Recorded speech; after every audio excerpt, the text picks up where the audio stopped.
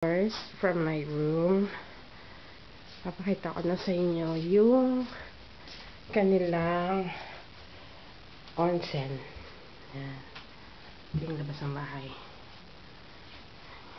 Sa kanya, kanilang flooring with lights. Para kang ano, ito yung atami room. Ito naman. Yan. Ito po yung second floor. Bookshelf, elevator yan, overlooking, patayin ko na ilaw. Yan, ito yung papunta ng onsen. Teka. Hindi namatay yung ilaw sa floor. Bakit?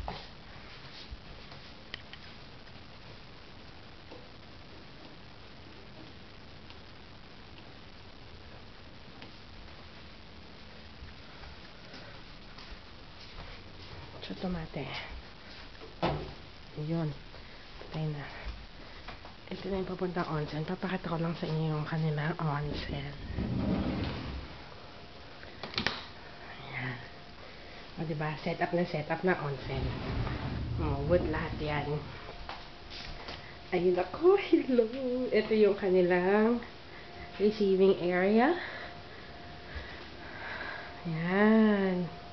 Ito yung mga lalagyanan ng mga towel, ref, yung mga social. Tapos ito yung kanilang laundry. Yung isang yun, bathroom yun. Ito, connecting door to dun sa kabila. Sa isang atami room. Yan. Yan. Tapos yun, connecting sa office. Sa security. So, huwag na yan kasi sabi niya, sa ano daw yan eh? Maid's quarters. Ito po, yung onsen. Kanina ginamit ko na to. Yan, diba? Set up ng onsen. Mag-isa lang ako dito. Hindi ako makatagal ng 5 minutes. Grabe na to, sobra. Teka, papasok ako. Tapos, ito yung kanilang shower. O, diba sa shower? Yung mga gumaganyan pa. Yan.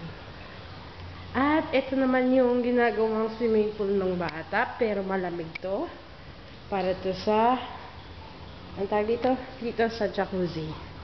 Ang jacuzzi nila, ito na po. Papasok na po ako. Ayan.